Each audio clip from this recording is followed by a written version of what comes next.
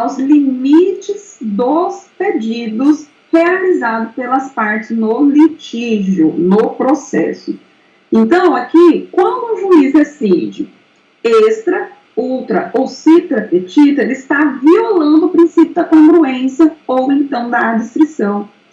Extra petita nada mais é do que uma decisão diferente, diversa daquilo que foi pleiteado pelo autor. Ultra petita, ele já tem a ideia de que ultrapassou os pedidos realizados pelo autor. Ela tem até relação com o pedido, mas eu pedi 10 mil, por exemplo, o juiz foi lá e arbitrou 20 mil, né? Foi ultra petita. E a citra petita, ou então abaixo ou infra, nada mais é do que a decisão deixar de apreciar alguns pedidos formulados, teve omissão. Aqui eu coloquei para vocês um esqueminha, tá? Bem resumido, do que é uma sentença extra, ultra, citra petita. E aqui nós temos um exemplo, que fica mais próximo, né, daquilo, da nossa realidade, para a gente entender qual que é a diferença de uma para outra. Extra petita, dentro aqui dos exemplos. Eu tenho um pedido do autor. Condenação do réu no pagamento de dano material por R$5.000. E aí a sentença, no caso da extra petita, condenou o réu ao pagamento de dano material por 5 mil e dano moral por 2. Pergunto, o autor pediu dano moral? Não, só pediu dano material. Então, é uma decisão extra petita. O juiz deferiu o pedido diferente, diverso daquele articulado pelo autor inicial. Já a ultra petita, ela, dentro desse exemplo, nós temos o seguinte: condenação do réu no pagamento de dano material no valor de R$5.000, e na sentença o juiz, em vez de dar 5, dá 10. Foi uma sentença que ou o próprio pedido, mas está dentro da mesma natureza, no caso aqui, dano material. E a citra petita, aqui nós temos dentro do exemplo, condenação do réu no pagamento de dano material no valor de 5 mil e dano moral. E aí, o que acontece na sentença citra petita? O juiz, ele aprecia e defere a indenização por danos materiais no valor de 5 mil, mas não fala nada do dano moral. Turma, o que acontece aqui? Numa sentença citra petita, o recurso cabível é recurso de embargos, tá? A parte autora pode embargar e falar: olha, excelência, você esqueceu, tem um outro pedido aqui, que nós chamamos de embargos de declaração, para sanar a omissão, porque a citra petita é um exemplo de omissão jurisdicional. Agora, a extra petita ou a ultra petita, em geral, elas são desafiadas por um recurso de apelação. Tá? Nós vamos para o tribunal e vamos fundamentar no artigo 141 para que, então, ocorra a sua devida correção. Alguns têm a ideia do embargos, mas eu defendo que é mais um recurso de apelação. Classificação dos pedidos. Os pedidos, eles podem ser imediatos ou imediatos. Na verdade, dentro da classificação, na mesma petição inicial, eu tenho tanto um quanto o outro, tá? Os pedidos imediatos, eles indicam a natureza da tutela. Por exemplo, eu posso ter como pedido imediato uma declaração, uma condenação, uma constituição ou desconstituição, ou um mandamento ou uma execução. São 5 subclassificações que eu tenho dentro do pedido imediato. Aqui eu posso dar vários exemplos para vocês. Uma ação declaratória de natureza declaratória de união estável. O que eu quero que o juiz olhe para o meu relacionamento com uma certa pessoa e fale que nós vivemos em união estável, declaratória. O pedido imediato, condenatório, condenar o réu a alguma coisa. Condenar o réu a pagar, ou condenar o réu a ressarcir, ou condenar o réu a uma obrigação de fazer, ele tem que fazer tal coisa. Constituição ou desconstituição é reconhecer o quê? A constituição do direito, ou a desconstituição daquele direito, ou a desconstituição daquele contrato, ou a desconstituição daquela relação jurídica, um ou outro. Mandamento é justamente a ideia das ações também, obrigação de fazer, obrigação de dar, obrigação de não fazer. E a execução, que é justamente o pedido imediato que vai, muitas vezes, na prática, tangenciar sobre o quê? As execuções de pagamento, né? Eu já vou entrar pedindo para o juiz executar logo, determinar a execução, porque eu já tenho um título hábil para entrar com o processo de execução. E os pedidos mediatos? Mediato está vinculado, gente, ao direito material. É o bem da vida pretendido, o bem da vida tutelado pelo autor. É o que eu quero, qual o resultado prático com aquilo que eu quero alcançar por meio dessa tutela. Por que eu quero, por exemplo, por meio de um pedido imediato de natureza declaratória? Por que eu quero que o juiz reconheça uma união estável?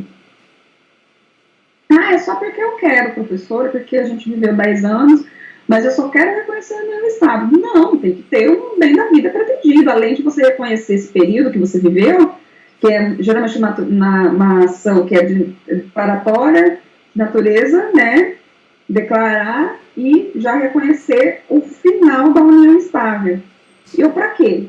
Além de reconhecer a união estável, às vezes eu quero ter um direito a uma pensão, eu quero ter direito a um patrimônio que nós adquirimos em conjunto e por aí vai. Este é o bem da vida tutelado, que é o pedido imediato.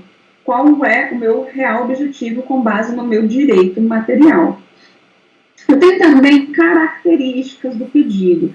Gente, eu não posso realizar pedidos genéricos, tá? Salvo algumas exceções previstas em lei, mas, via de regra, eu não posso fazer um pedido genérico. O que você quer? Tudo. Eu vou dar um exemplo aqui, tá, gente? Não briguem com a professora. É igual quando eu pergunto, vocês têm alguma dúvida? Aí, geralmente, o pessoal fala, tenho. Quais são as suas dúvidas? Ah, eu não entendi nada, é tudo. Não. Gente, calma. Não tem como te ajudar. O tudo é muita coisa. É igual o juiz. Se você não faz um pedido certo e determinado, o juiz ele não vai dar nada para você. Então, essa característica, né, lá nos pedidos da sua petição inicial, o que deve constar? Você deve ter um pedido certo, apresentado de forma expressa. O autor deve indicar de forma precisa e clara o que ele pretende com o processo. Eu costumo dizer que é o objeto, né? Qual que é a minha pretensão? É certa, a minha pretensão é certa. O pedido determinado, ele está relacionado ao pedido imediato, que é o bem da vida tutelada, que significa, eu vou lá na quantidade ou prática. Ah, eu quero receber 10 mil reais. Eu tenho a prova dessa dívida de 10 mil reais. Então, excelência pode deferir. Aqui nós temos, dentro do Código de Processo Civil, se você está com seu vadimeco, ou se você... Quero te convidar aqui, é lá no artigo 322. Olha o que diz aqui no artigo 322. Calma aí, gente, deu uma bugada aqui no meu computador.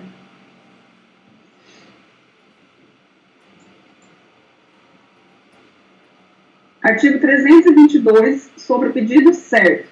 O pedido deve ser certo. Ponto. É isso que fala o artigo. Aí nós temos os dois parágrafos, né? O parágrafo 1º e 2º. Compreende-se no principal os juros legais, a correção e as verbas sucumbência e inclusive honorários, tá? Interpretação do pedido considerará o conjunto de postulação e observará o princípio da boa-fé. Beleza. E o 324, olha o que ele é, o que ele fala é muito singelo, né?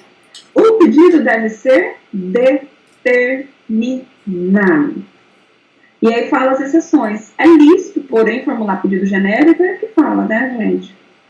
Quais são as hipóteses de formulação de pedidos genéricos? Ações universais, se o autor não puder individuar os bens, quando não for possível determinar as consequências do ato ou fato, quando a determinação do objeto do valor depender de um ato que deva ser praticado pelo réu, e nós temos aí essas exceções previstas no processo civil, porém, já temos então que tanto o 322 quanto o 324 traz exatamente que o pedido deve ser certo e determinado.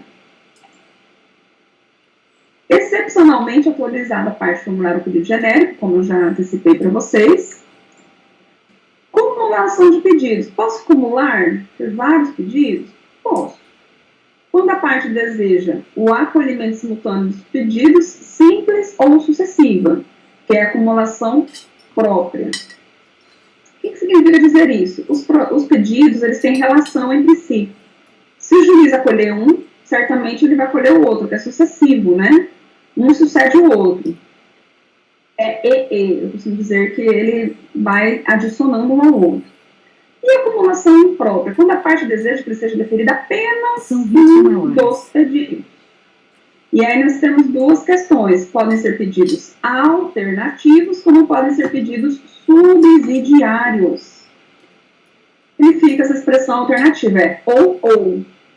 Não há ordem de preferência de pedidos, podendo qualquer deles ser acolhido. Não é um, é outro. E subsidiário, o segundo pedido somente será analisado se o primeiro não for acolhido. É quando, por exemplo, o autor fala assim, excelência, eu queria muito isso, mas se o senhor entender diferente, pode me dar aquilo que estamos satisfeitos. Vamos lá no artigo 326, se você tiver com o Vadmec, ou estiver no site do Planalto, e fala exatamente isso. É lícito, ou seja, a parte pode, né, a lei autoriza, que a parte faça mais de um pedido em ordem subsidiária, a fim de que o juiz conheça do posterior quando não acolher o anterior. É lícito formular mais de um pedido, alternativamente, para que o juiz acolha um deles. Ou, excelência, acolhe esse ou esse, acolha qualquer um dos dois por bem. E no subsidiário? Excelência, este é o que eu quero um valor de 10 mil, mas assim, vossa excelência não entender, então me dê 5 mil reais, que já vai atender também a minha pretensão. E nós temos aqui também o artigo 327, é lista a acumulação em um único processo contra o mesmo réu de vários pedidos, ainda que entre eles não haja conexão, desde que tenha, obviamente, né, gente, relação com os mesmos fatos e fundamentos jurídicos anteriormente alinhados para o juiz. E aqui, quais são os requisitos de acumulação? Os pedidos devem ser compatíveis entre si, deve ser competente para conhecer deles o mesmo juízo e seja adequado para todos os pedidos o tipo de procedimento. Vou dar aqui um exemplo. Eu não posso aqui entrar com uma ação de divórcio. Vocês observam que a grande maioria dos exemplos que eu dou é na área de família, que são exemplos práticos no meu dia a dia. E lá nessa ação de divórcio, pedir bem assim para o juiz, excelência, eu quero que o senhor realize a arrecadação dos bens que eu não tenho conhecimento que o meu cônjuge está ocultando. O que o juiz vai falar? Não, procedimento diferente. A arrecadação é um procedimento especial, entra com outro processo que você vai pedir arrecadação, porque aqui não dá para acumular. Então, vou aqui repetir. Para acumular pedidos, eles devem ter compatibilidade entre si. Beleza? Passada, então, da situação dos pedidos dentro da petição inicial, nós temos ainda, a petição inicial, ela pode ser decidida improcedente de forma liminar. O que significa dizer? Nem cita o réu. O juiz já fulmina sua petição inicial ali. Artigo 332. Nas causas que dispensem a fase instrutória, o juiz, independentemente da citação do réu, vai julgar liminarmente improcedente o pedido. O juiz vai ver e falar, meu Deus, aqui tem previsão do 332 e seus incisos. E ele não vai nem citar o réu, ele já vai dar uma tesourada ali no seu pedido. Quais são as hipóteses? Enunciado de súmula do STF e do STJ. Gente, esses enunciados, eles têm forte influência na atividade jurisdicional. Então, imagina que você entrou com um pedido que vai de encontro, vai contrariar essas súmulas, esses enunciados, que são de entendimento simulados. Vai, já vai ter ali um indeferimento liminar, não vai nem para frente o seu processo, vamos dizer assim. Segunda situação, quando... Desculpa, gente.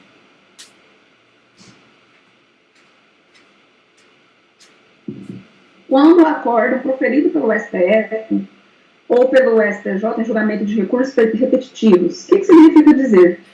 Vários recursos repetitivos, e aí esses tribunais superiores, eles decidirem recurso repetitivo de uma forma, lembra lá do IRDR, a gente falou, incidente de recursos, dentes de demandas repetitivas, Então, é um raciocínio bem semelhante, mas aqui é um acórdão, é uma decisão colegiada do STF ou STJ, e aí você entrou com os pedidos, seu pedido contraria frontalmente essas decisões colegiadas. Então, vai ser interferido de forma liminar, improcedente. O terceiro inciso, entendimento firmado em incidente, aí eu acabei de falar, né? Resolução de demandas repetitivas. E o 4, enunciado de súmula de Tribunal de Justiça sobre direito local. Gente, eu não sei se vocês já estudaram o que é súmula, mas só para vocês entenderem.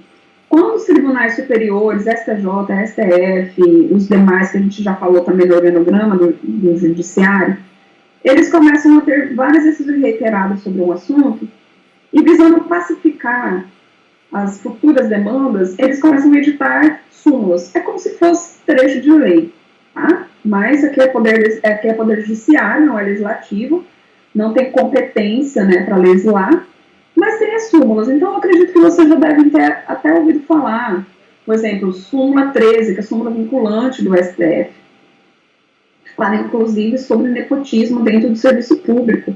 É uma súmula, que foi o Poder Judiciário que, com base em várias decisões, ele foi lá, então, e editou essa súmula. E qualquer outro pedido que vá de encontro, por exemplo, com uma súmula do STJ, STF, Tribunais Superiores, ou até mesmo Tribunal de Justiça Local, essa petição inicial ela vai ser julgada improcedente liminarmente, não vai nem para frente. Espera só um pouquinho, gente.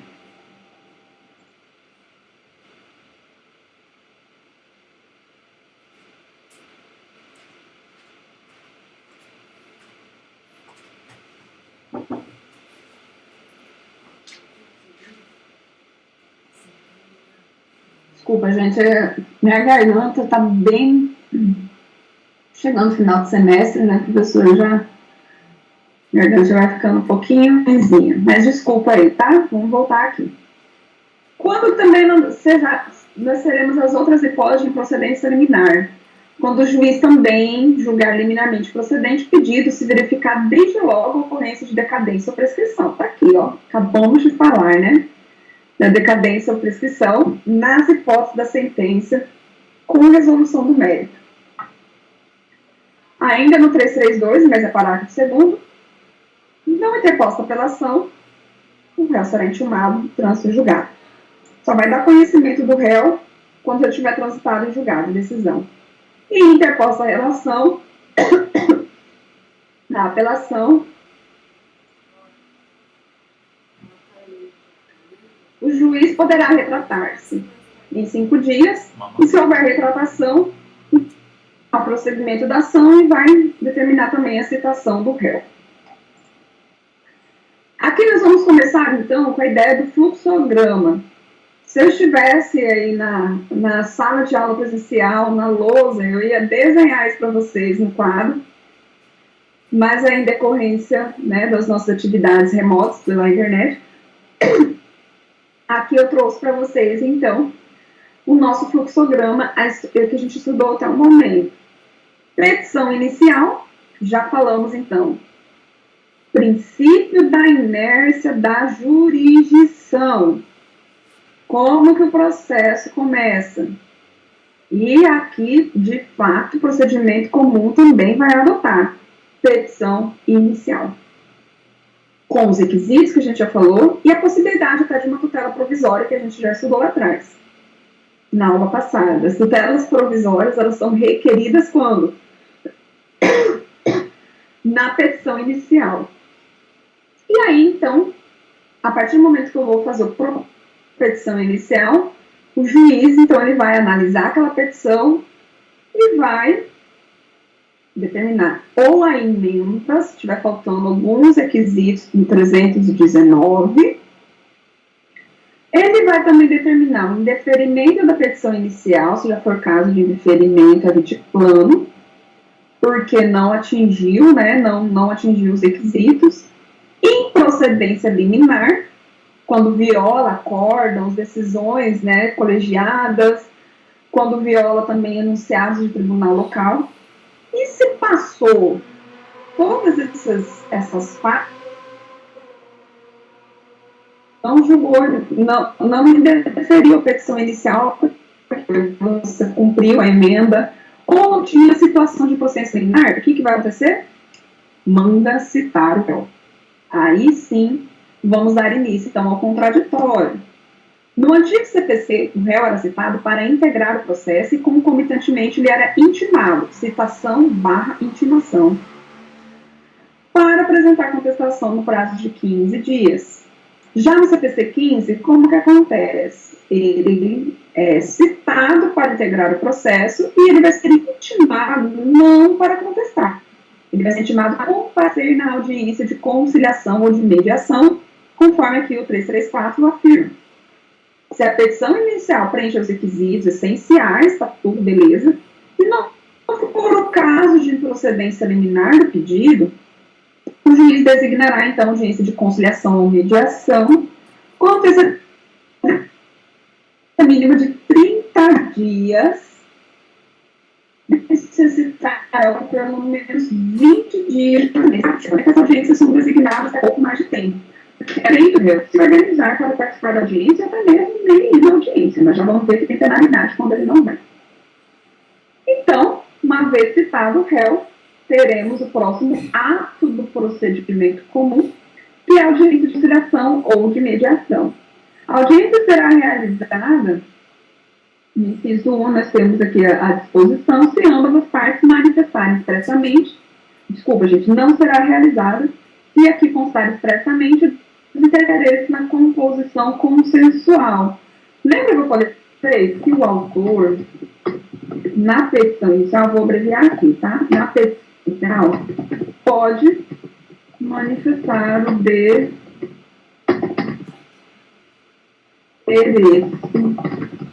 na conciliação. E o réu, interesse, óbvio, né, gente? Após a citação. Ambos estarem, precisa da concordância dos dois, não será realizada a audiência. Também não será realizada a audiência de conciliação nos processos em que não admite a autocomposição. Então, em decorrência desse direito, o juiz não vai designar a audiência. O autor deverá indicar aqui, como eu disse a vocês, né, o seu desinteresse, e o réu deverá também indicar o seu desinteresse por meio de petição apresentada até com 10 dias antes da data da audiência. Se passar disso aqui, presume-se que o réu concorde e ele, então, vai acontecer o ato. Havendo lides consórcio, o interesse deve ser manifestado por todos, e aqui vem, né, a consequência jurídica. O réu citado, ao parecer da ciência, não manifestou desinteresse conjunto, né, da realização da audiência. O que vai acontecer se ele não vai? O não comparecimento injustificado do réu e também do autor à audiência é considerado um ato tentatório de dignidade da justiça e será sancionado com multa de até 2% da vantagem econômica pretendida, do valor da causa, que vai ser revertida em favor da União do Estado. Então, gente, aqui já é para dar aquele medão na parte mesmo, tá? Imagina que até o autor não comparece. Ah, então ele vai ser arquivado o processo, vai perder o processo. Não, ele não vai perder. A audiência vai ser prejudicada porque ele não compareceu. Consegue entender o raciocínio? A legislação aqui, ela procura forçar as partes ali na audiência de conciliação para fazer um acordo. Não fez o acordo. Então, o que vai acontecer? Aí, vida que segue. Mas o réu, ele deve obrigatoriamente comparecer e o autor também, sob pena de aplicação de multa. Próximo ato do nosso procedimento comum, terminou a audiência, não fez acordo. O que vai acontecer? Vai iniciar a contagem do prazo para o réu contestar. A contestação é um ato processual de resistência. É uma faculdade, como eu já falei para vocês. É um direito do réu de apresentar a sua versão dos fatos e resistir a todos os pedidos do autor. Trata-se, então, do instrumento que vai materializar o direito de exceção. Fred Dias Júnior diz que, contestação está para o réu, como a petição inicial está para o autor. Enquanto o autor tem o direito de falar o que ele quiser com base nos elementos de direito que ele possui na petição inicial, o réu, então, ele vai poder argumentar todas as razões relevantes de direito na contestação. Trata do instrumento da exceção exercida, ou seja, é o direito de defesa. Assim como a petição é o instrumento da demanda, que é o princípio da demanda. Todos têm direito, todos têm o resguardado princípio constitucional do acesso ao judiciário, lembra? Do acesso à justiça. Petição inicial é a demonstração clara do acesso à justiça, da provocação do poder judiciário. E a contestação é a característica clara do exercício pleno de defesa do réu. É pela contestação que o réu vai apresentar, então, os elementos de revide, né? Ele vai revidar todos os pedidos ou não, mas vai trazer aí a sua manifestação contraditória. O prazo da contestação é 15 dias, e quando que começa a contar o prazo? Artigo 335 da audiência de conciliação ou mediação. Do protocolo do pedido de cancelamento da audiência de conciliação, imagina lá que o réu fez o protocolo, eu também não quero ter audiência de conciliação. Então, a partir da data desse protocolo, vai começar a contar o prazo da contestação. Por isso, gente, que na prática dificilmente eu vejo, tá? Réu desistindo também. Ele vai querer ganhar prazo, né? Quanto mais tempo para ele poder contestar, melhor. E também nós temos aqui previsão do artigo 231, de acordo com o modo como foi feita a citação nos demais casos. Se não houver aqui uma designação de audiência, então eu vou começar a contar o prazo da contestação quando, gente? Quando juntou o aviso de recebimento no processo, quando o mandado foi cumprido e juntado aos autos, ou quando encerrar, então, o prazo edital, no caso da citação editalícia. Quando que tem a citação editalícia mesmo, ou por edital, quando o réu está em linha, né, lugar incerto não sabia. A gente já falou sobre isso também. Enquanto na petição inicial tem o princípio da congruência, lembra? Princípio da demanda. Aqui na contestação eu tenho outro princípio, que é o princípio da concentração ou exemplaridade. 336 traz exatamente isso.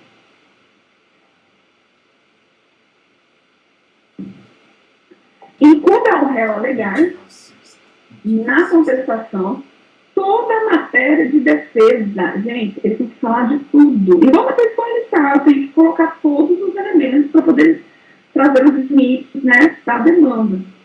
Quando as razões de fato e de direito com quem impugna o pedido do autor especificando as provas que pretende produzir. Como regra, o réu ainda não vai ter outra oportunidade de apresentar com a resistência. Via de regra, ele não tem. Essa é a única oportunidade. Todas as alegações, olha a explicação do princípio da concentração, devem estar concentradas na contestação. Eu não posso, gente, por exemplo, esquecer de uma alegação. Você tem que colocar tudo. Por isso que, vou repetir, Fred Dier disse o seguinte: a petição inicial está para o autor, assim como a contestação está para o réu.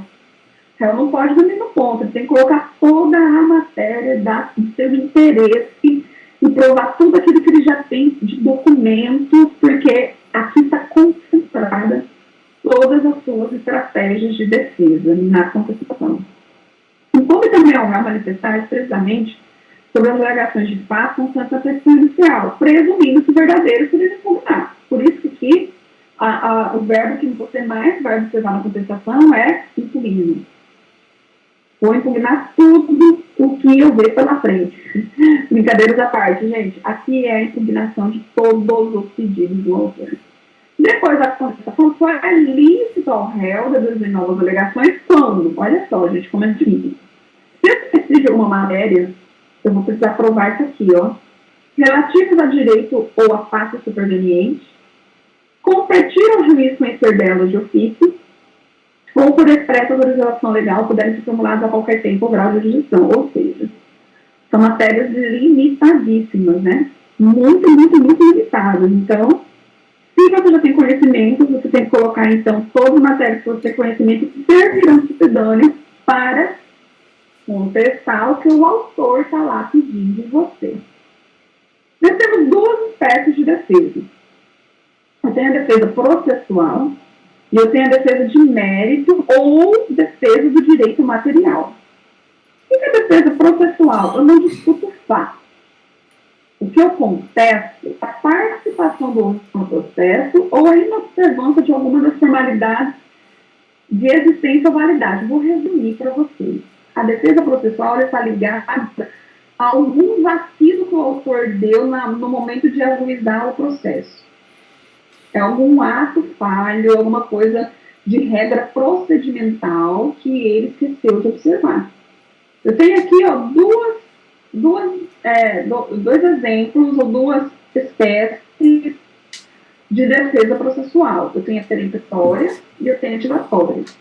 A peremptória, cujo polimento vai importar na extinção do processo sem resolução do mérito.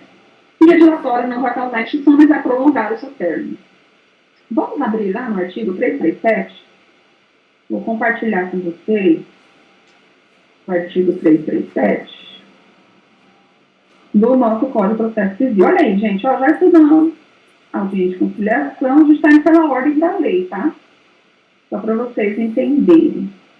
Aqui, ó, contestação, falamos do prazo. Olha o artigo 337. Olha como começa o artigo, gente.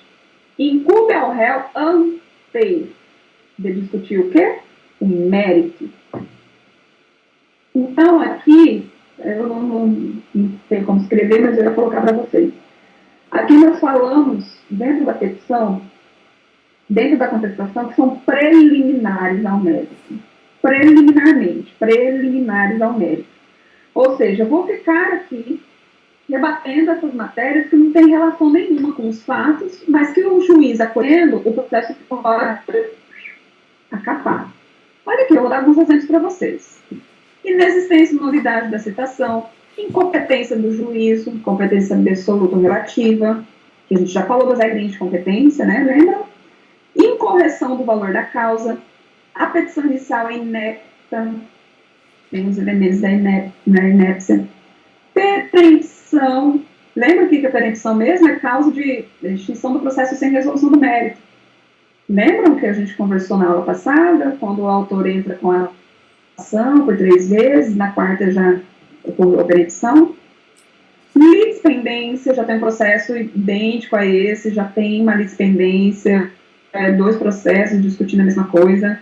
Coisa julgada, ou seja, já transfercado isso aqui, o autor tentando de novo, requerendo a mesma coisa. E nós temos vários outros exemplos aqui de matérias de defesa processual. E, gente, venhamos e convenhamos, são todas passíveis de discussão também. Aí nós temos a defesa de mérito. O que é a defesa de mérito? Ela vai rebater diretamente a pretensão apresentada pelo autor. Então, ela vai lá no direito mesmo. Vai trazer aí a possibilidade do réu, então, narrar a sua versão e bater todos os pedidos. Na contestação, como eu estou dizendo, dentro do mesmo prazo da contestação, o réu também pode fazer pedido. Olha que interessante, gente. Então, visando até mesmo uma economia processual, o que nós temos aqui? Que o réu ele não precisa entrar com outro processo, com base nos mesmos fatos, fundamento jurídico, mas fazendo seus pedidos. A nossa legislação, o Código de Processo Civil, somente no procedimento comum, autoriza que o réu use o mesmo processo para os pedidos dele também, desde que tenha uma relação com a causa de pedidos e todas as outras situações presentes na petição inicial. Então, a convenção, ato processual de compra-ataque, está pedindo 10 mil de mim, mas você também deve R$5 mil também. Então, está aqui, ó, reconvenção. Enquanto na contestação o réu almeja se defender, ele tem a intenção de produzir sua defesa, na reconvenção é formular uma pretensão em face de quem? O autor. Então, a reconvenção tem natureza de ação, que é justamente a ampliação objetiva do processo. Então, em vez de eu só discutir, em vez de eu só ficar aqui discutindo, rebatendo, eu também vou fazer meu pedido. Eu não entrei com a ação, mas eu vou aqui exercer o meu direito de ação dentro desse dessa petição inicial, né, que já foi posta contra mim. O artigo 343 diz exatamente isso. Na contestação, ele está o réu propor reconvenção para manifestar suas próprias pretensões conexa com a ação principal ou com o fundamento da defesa. E dentro do mesmo artigo, nós temos os parágrafos. Proposta de reconvenção, o autor, então, vai ser intimado, gente. Olha que loucura. O autor vai ser intimado para contestar a minha reconvenção. Ele vai fazer a defesa dele em relação aos meus pedidos. A desistência da ação ou ocorrência de causa instintiva, que está precisando do mérito, não vai obstar o prosseguimento do processo quanto à reconvenção. Parágrafo terceiro, a reconvenção pode ser proposta contra o autor e terceiro, né, que são os terceiros aí intervenientes, que falamos, que vai intervir no processo, que vai formar aí os nossos litisconsórcios. E a reconvenção pode ser proposta pelo réu em litisconsórcio com o terceiro, tá? Também é possível. Revelia. Então, eu já falei para vocês, o réu, ele é citado, e da citação ele pode tomar 3 atitudes: contestar, e junto com a contestação reconvir ou só reconvir, e ele pode também ser revel. O que é o revel? É a contumácia do réu. É o silêncio. É o que ocorre quando ele deixa de contestar. E que no direito, como regra, vai acarretar o quê? Presunção de veracidade das alegações de fato formuladas pelo autor. Gente, quando o réu não contesta, qual é o recado que ele está falando para o juiz? Que tudo que o autor está falando ali, presume-se que é verdadeiro. Presume-se. Nós estamos aqui presumindo que é tudo verdade. Fluência dos prazos a partir da data de publicação do ato no órgão oficial, acaso o réu não tenha patrono nos autos. Se o réu não tiver patrono, então eu vou precisar aí exatamente considerar essa circunstância da fluência dos prazos a partir da data da publicação. Possibilidade de julgamento antecipado do pedido. O juiz viu que está inerte, não quis fazer nada, não vai comparecer para uma audiência de instrução, ele não vai se voluntariar. E os elementos que estão no processo já são suficientes para decidir, o juiz, então, vai julgar de forma antecipada o mérito, com base aí nesse silêncio do réu. Porém, gente, a revelia, ela pode ter alguns efeitos mitigados. O que significa dizer mitigação? Reduzidos. Quando há pluralidade dos réus, algum deles contesta. Então, esses efeitos não serão estendidos a todos os réus. E muitas vezes, gente, essa contestação de um réu aproveita a todos. Vai depender do direito controvertido no processo. O litígio versa sobre direitos indisponíveis. E aí eu posso falar para você ações de divórcio, ações de alimentos, guarda, são direitos indisponíveis. Então, aqui o juiz ele vai considerar, ele vai flexibilizar os efeitos da revelia, principalmente no que tange a presunção de veracidade do que está alegando no inicial. A petição inicial não estiver acompanhada de instrumento que a lei considera indispensável à prova do ato, também vai flexibilizar. E as alegações de fato formuladas pelo autor forem inverossímeis ou estiverem em contradição com a prova constante nos autos. Aí é o autor que está comendo bola, né? Desculpa a expressão. Tinha o fato que a na mão, mas começou a se contradizer com as suas próprias argumentações. Então, o juiz vai flexibilizar os efeitos da revelia. Não vai considerar, né, que aquilo que o autor está alegando é tão verdade assim, porque ele mesmo está se contradizendo. Professora, sim? O que seria esse patrono, acaso o réu não tenha patrono nos autos? Patrono é o advogado.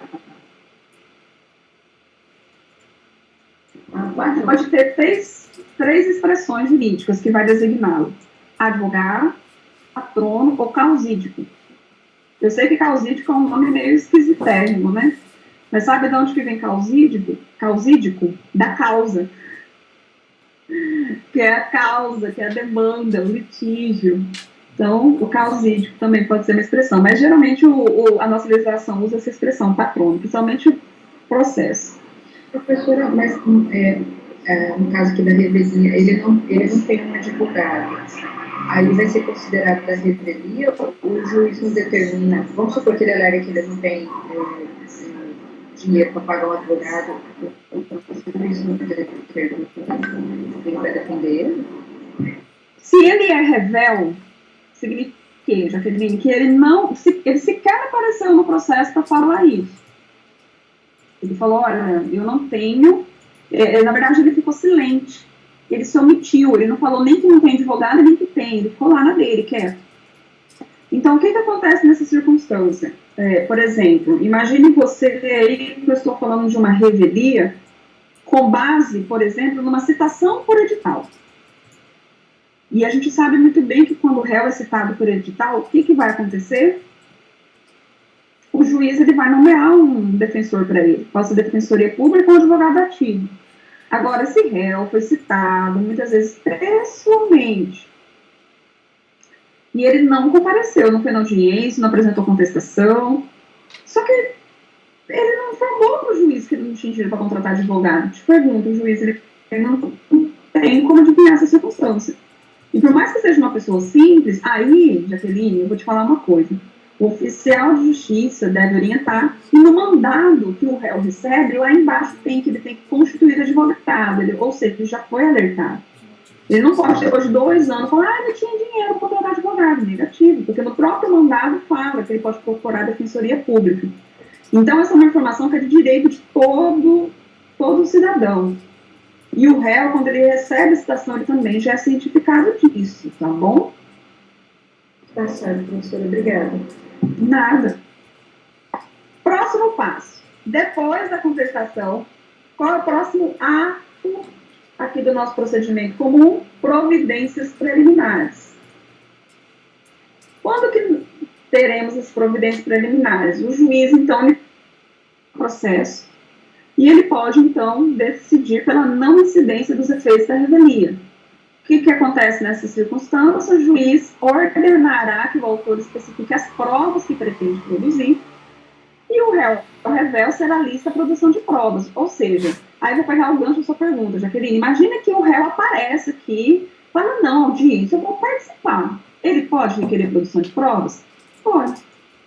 A qualquer momento que ele decidir se manifestar no processo, desde que esteja dentro do prazo da sua manifestação, ele pode manifestar. Muito embora não tenha contestado. Só vai ficar meio complicado para ele, né? Porque ele perdeu a sua principal oportunidade de rebater aí os argumentos levantados pelo autor. Outras providências preliminares, o juiz então vai analisar se existe algum fato impeditivo, modificativo ou extintivo do direito do autor. Se o réu alegar qualquer um desses fatos, será concedido prazo de 15 dias para que o autor seja ouvido, permitindo-lhe produzir provas. Geralmente a contestação, gente, ela tem algum desses fatos, ou faz impeditivo, que impede o direito, ou que modifica o direito, ou que extingue o direito do autor. Nesse caso, então, quando o réu ele argumenta esses fatos, o juiz obrigatoriamente deve dar 15 dias para o autor impugnar a contestação. Alegações do réu: se o réu alegar qualquer das matérias numeradas no 337, o juiz vai determinar a oitiva do autor no prazo de 15 dias, permitindo-lhe produzir a prova. O que nós temos no 337? Exatamente o que? As preliminares ao mérito. O próximo ato, o que o juiz pode realizar?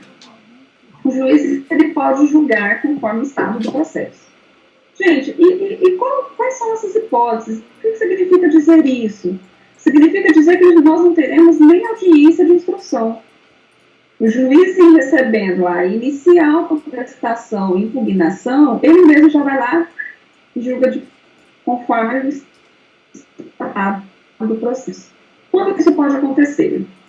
Ocorre nas hipóteses previstas no artigo 485 e 487, onde o juiz apropriaria a sentença, nós já estudamos na aula passada. O 485 são as hipóteses das sentenças de mérito e 487 também. A decisão que se refere ao caput pode dizer a respeito apenas a parcela do processo, caso que será impugnada por agravo de instrumento. Vou dar aqui um exemplo. Imagina que a gente realiza uma transação parcial, um acordo parcial no processo. E aí o juiz, então, já pode homologar esse acordo. Lembra que é uma sentença, gente? Uma sentença com resolução de mérito, só que eu tenho mais 2 pedidos que são controvertidos, ou seja, as partes não acordam em 2 pedidos, o processo vai continuar em relação a eles. Mas em relação aos outros que nós realizamos acordo, o que vai acontecer? O juiz já vai decidir, vai julgar, vai extinguir o processo parcialmente. E o julgamento antecipado do mérito? O juiz ele pode julgar de forma antecipada quando não houver necessidade de produção de outras provas. Gente, só tem prova documental e é o que satisfaz o juiz já vai julgar de forma antecipada. Não vai nem abrir instrução probatória. Ou também quando o réu for rével e ocorrer os efeitos da revelia, que são as presunções, que eu falei para vocês, presunção de veracidade das alegações do autor, e não houver requerimento de prova, na fórmula 349, que a gente acabou de falar aqui, onde o réu também pode requerer provas, e até mesmo o autor. E o artigo 356, o juiz decidirá parcialmente o mérito quando um ou mais dos pedidos formulados, ou parcela deles, mostrar-se incontroverso. O que significa que não tem litígio? Quando eu digo que é incontroverso, gente, significa que tanto o autor quanto o réu não estabeleceram conflito naquele pedido. Então, vai ter um julgamento parcial com resolução do mérito.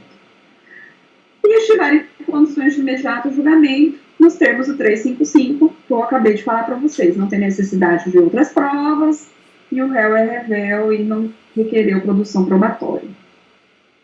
Se não houver o julgamento antecipado do feito, então, não outra alternativa. Vamos ter aí que realizar exatamente o que é o saneamento da organização do processo. O que é saneamento? Significa dizer que o órgão jurisdicional ele vai organizar o processo, gente, para começar a atividade instrutória. E o artigo 357, ele traz exatamente essa previsão. Não ocorrendo nenhuma das hipóteses deste capítulo, então deverá o juiz, em decisão de saneamento de organização, falar o quê? Aqui os incisos do que ele vai fazer no despacho saneador. Recebe esse nome, tá? Despacho saneador. Inciso 1. Resolver as questões processuais pendentes, se houver. E que questões processuais são essas mesmo? São as preliminares, que foram alegadas lá na contestação. Delimitar as questões de fato sobre as quais recair a atividade probatória, ou seja, o juiz, gente, ele vai estabelecer os pontos controvertidos. Eu vou colocar bem aqui, tá? Isso aqui é texto da lei, mas eu vou acrescentar. Quais são os pontos controvertidos? Ele vai colocar lá. Vou dar um exemplo para vocês. Uma ação de guarda. A mãe quer guarda no lateral e o pai também. Os dois estão brigando pela guarda. Quais são os pontos controvertidos? Para quem? Para a guarda. Quem tem melhores condições de cuidar do filho? Os pais têm que exercer a guarda? Pontos controvertidos. E aí, com base na fixação dos pontos controvertidos, ele vai definir o quê? A distribuição do ônus da prova. E aqui, na distribuição do ônus da prova, tem outra máxima, que a gente sempre fala também. Quem alega tem que provar. E o maior ônus da prova, o autor tem que alegar suas argumentações. E o réu tem que alegar sua matéria de defesa, tem que provar sua matéria de defesa. Outro elemento dentro do despacho saneador é delimitar as questões de direito relevantes para a decisão de mérito e designar, se necessário, uma audiência de instrução. Por que o juiz delimita as questões de direito? Para que as partes tenham pontos para trabalhar em audiência. Então, fixa o ponto controvertido e vai delimitar as questões de direito relevantes para a decisão do mérito. Se não for relevante, ele já vai ali decidir que não tem relevância. Próximo ato processual, depois do despacho saneador, então vai ser a realização da audiência de instrução, que vocês terão que assistir quando chegarem no 7º semestre, tá? A não ser que tenha um outro professor de processo que requeira aí que vocês participem de audiência de instrução. Alguém tem alguma dúvida? Não, eu só vou também um pouquinho no slide anterior, só para eu copiar ali, pontos para trabalhar. Em audiência de instrução. Obrigada. Nada. Aí eu vou colocar aqui autor, tanto o autor, quanto quanto o juiz, quanto o promotor, todos os sujeitos do processo envolvidos, tá? Continuando aqui, então, posso continuar, passar para frente? Sim. Audiência de instrução. Instalada a audiência, lembra que eu falei para vocês que o acordo pode ser realizado a qualquer tempo, gente? Tá aqui, ó. Ai, professora, mas está aqui na hora de produzir provas, o juiz vai perguntar se tem proposta de acordo? Vai, ele é obrigado, a lei assim o exige. Ele vai perguntar para o autor, vai perguntar para o réu, você tem proposta de acordo? Gente, o acordo é a melhor coisa, vamos fazer acordo. Então, ele vai incentivar as partes a fazer um acordo. Não é possível. Então, nós vamos para produção de prova oral, que são as testemunhas. Se tiver prova pericial, o juiz vai ouvir o perito primeiro. E os assistentes técnicos, se existirem. Depois ele vai ouvir o autor, que é o depoimento pessoal do autor. Depois ele vai ouvir o réu, depoimento pessoal do réu. E depois as testemunhas. Primeiro as testemunhas do autor e depois as testemunhas do réu. Essa é a ordem. E quando vocês forem participar de uma audiência de instrução, e se vocês já até participaram, né, como autor, ou réu, ou até testemunha, às vezes alguém já te chamou para ser testemunha, o que acontece? As testemunhas ficam lá fora, esperando o assistente, o assessor do pregão, para ele entrar na sala de audiência e dar o seu testemunho e ir embora. O autor é que começa a falar, depois vai o réu, depois as testemunhas do autor, depois as testemunhas do réu. Ordem da audiência. Fim da instrução, o juiz vai dar a palavra ao advogado do autor para fazer os memoriais, depois o réu para fazer os memoriais, o Ministério Público, se ele existir, tudo aí no prazo de 20 minutos, prorrogar por mais 10 a critério do juiz. Geralmente, hoje em dia, os juízes, eles determinam os memoriais escritos. Então, a gente levanta da audiência com um prazinho, lá, muitas vezes de 10 dias, prazo comum, até porque muitas vezes são muitas audiências que o mesmo juiz realiza no dia. Então, aí ele já levanta da mesa com a gente o seguinte, 10 dias comum aí para autor e réu realizar os memoriais, que é justamente isso aqui, ó, a palavra, né, para as partes. Quando a causa apresentar questões complexas, o debate oral poderá ser substituído por razões finais escritas, tá aí, já até adiantei para vocês, que serão apresentadas aí em prazos sucessivos de 15 dias, ou o juiz também pode determinar 10. Encerrando o debate oferecido as razões, o juiz vai proferir a sentença no prazo de 30 dias. Gente, me dá licença, mas esse aqui é um prazo impróprio, tá? Se o juiz não decidir em 30, o que acontece com ele? Nada, mas o Código de Processo Civil, visando celeridade, lembra? Princípio da celeridade. O juiz tem prazo de 30 dias para decidir.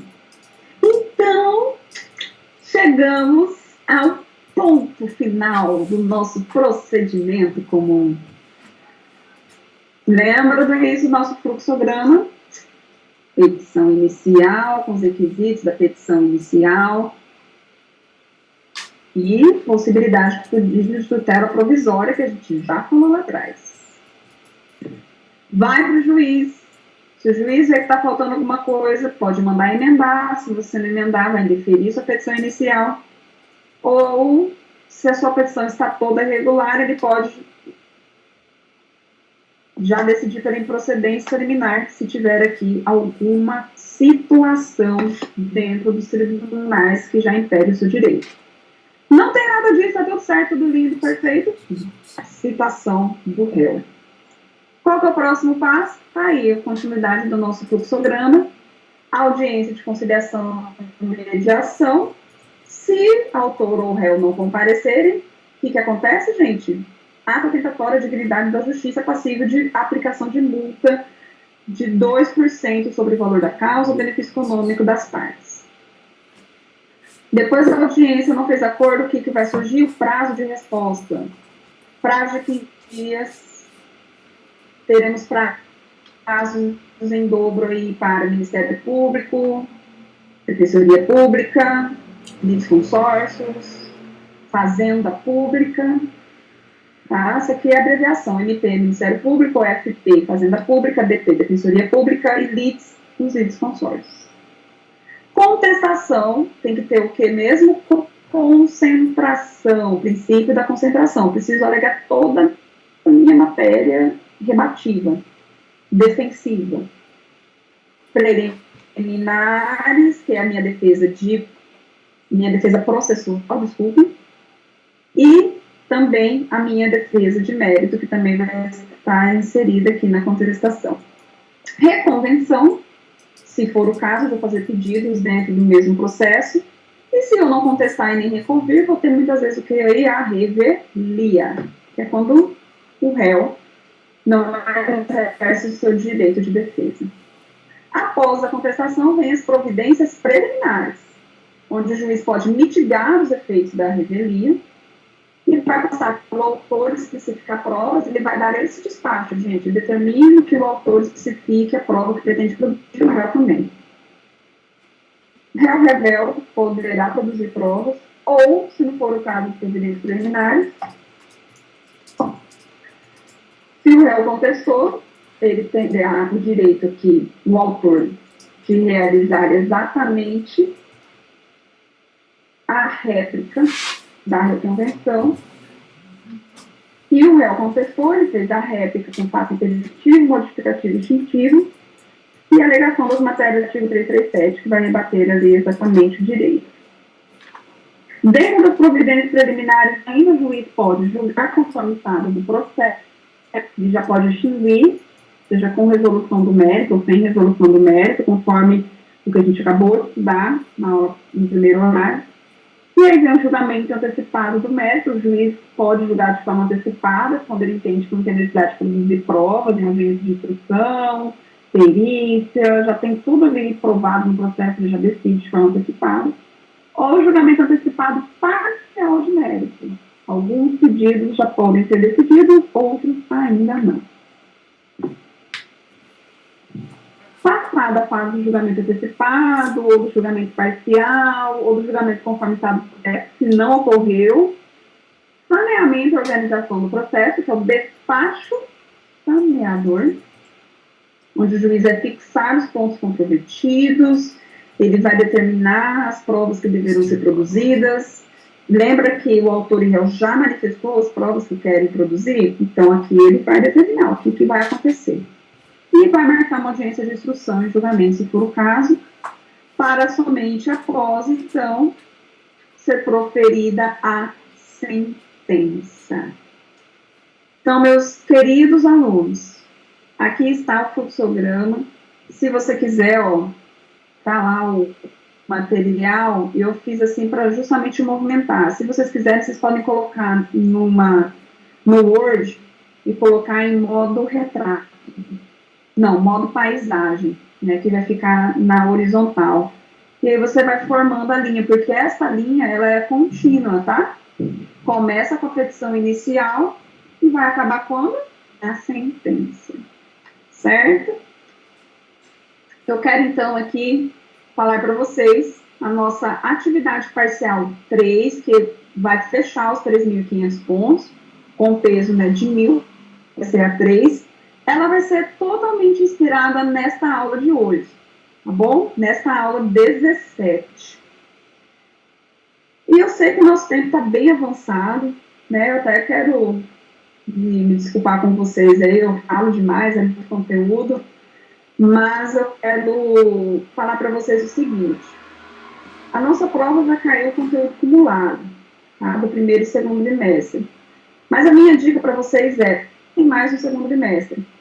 A grande maioria das questões, na verdade, assim, dentro de um percentual, 70% das questões, ou até 80% das questões da prova, elas estarão inseridas no conteúdo do segundo bimestre. Uma ou outra pergunta que vai estar lá no primeiro, mas posso garantir para vocês que vai ser bem facinho, tá?